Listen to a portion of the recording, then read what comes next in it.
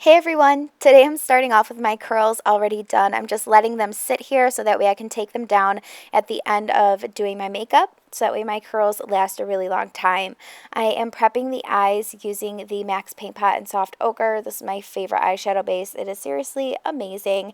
Using my favorite eyeshadow palette of the moment, this is the Tartelette in Bloom palette, and I'm mixing together those two neutral shades in the colors Charmer and Flower Child and just dusting them over the lid and really just setting that base so that way when I go in with the other shadows, they just blend really smoothly onto the eyes. I'm taking these two shades here called Jet Setter and Smarty Pants and mixing them together and just placing this in the crease. And the brush that I'm using is my Sigma E38.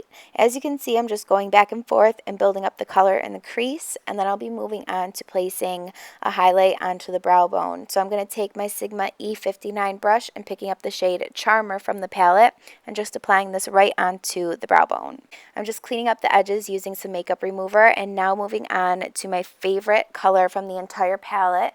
This is the shade Funny Girl. It's a beautiful gold sparkly shade, and I'm just using this brush by Morphe. It's a flat top brush, and just packing this onto the eye, and then as you can see when it gets close to the crease, I'm sort of swiping it back and forth. So just building up the color. You can see it got a little patchy there on the inner corner. I will go in and fix that.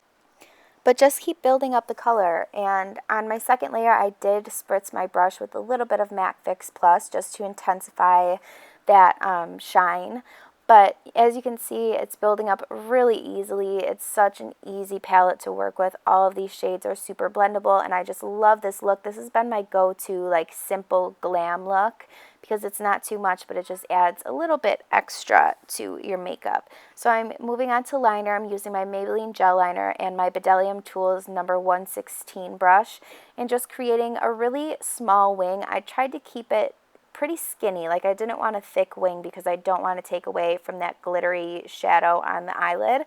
So just trying to create a small, simple wing. I've been loving this brush. It's great for precision and detail work. You can really get in there and create precise lines with it. And for lashes, I'm taking the Ardell Demi Wispies, and then I'll just quickly curl them and move on to mascara. The mascara I'm using is the Too Faced Better Than Sex mascara, and I have absolutely been loving this.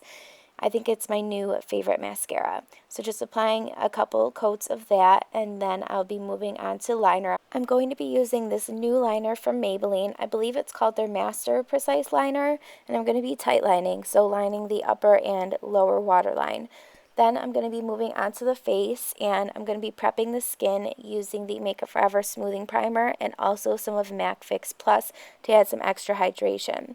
For foundation, I'm going to be using the Makeup Forever Ultra HD Stick Foundation, and I'm going to apply it directly onto the face before blending it out with my beauty sponge.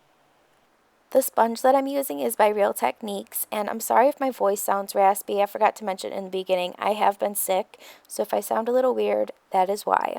But I'm just blending this out. I love this foundation. It gives a beautiful coverage and still a natural finish.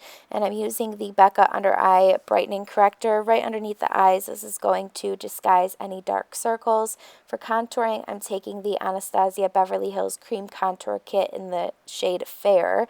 And I'm using this color Fawn, and just applying this to the hollows of my cheekbones and up onto the temples as well, and using that same exact sponge. I just keep blending out the product, and you'll see that I'm pushing it and trying to keep it in the same area that I originally applied it, but if I do have to blend, I blend upwards. You don't want to drag your contour down because it's going to defeat the purpose. I decided to go in with that middle shade. It has a little bit more of a warm tone, and I'm just bronzing up the cheeks. Now I'm taking my favorite concealer. This is the Urban Decay Naked Skin Concealer in the shade Light Warm. And I'm going to be using this to conceal and highlight my face since it is a shade or two lighter than my skin. You'll notice the areas that I place the highlight are mainly in the center of the face.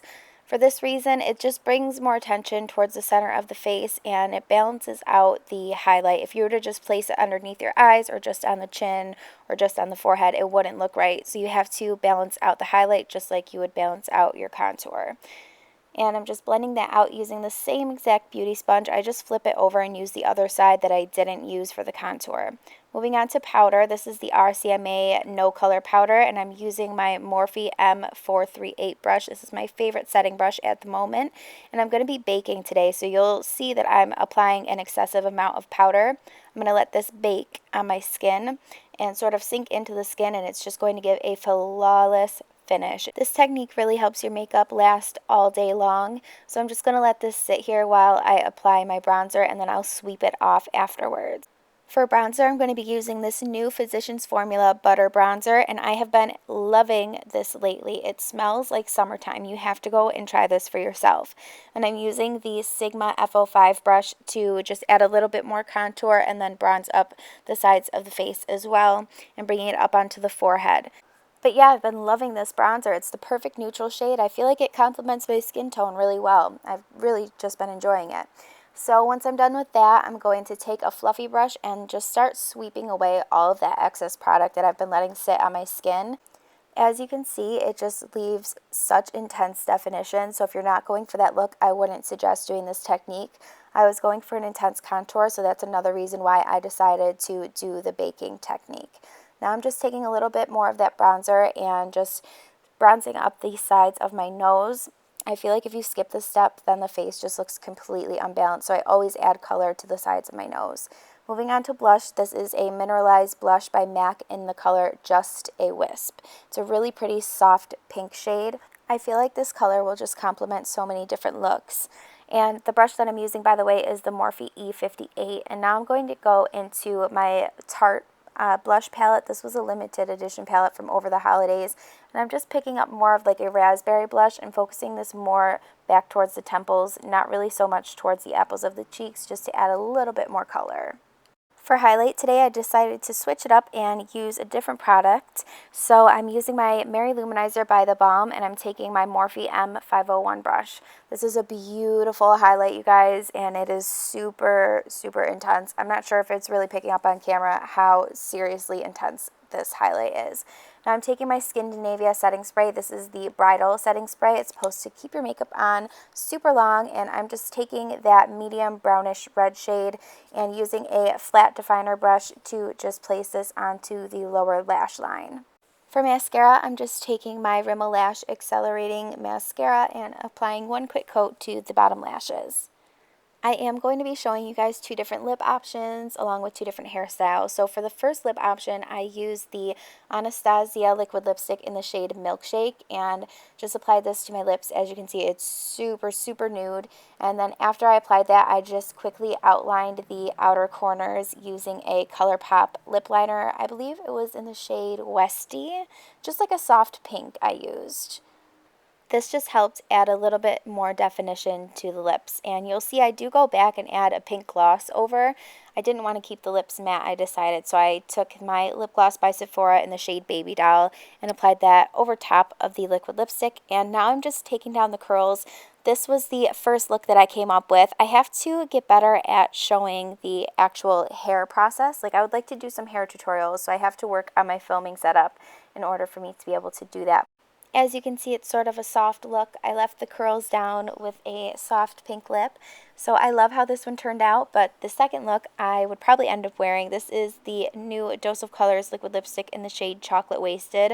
I just absolutely love this lip color, you guys. I love a bold lip. So this is it. Thank you guys so much for watching. I really hope that you enjoyed this tutorial. Please don't forget to subscribe if you haven't already.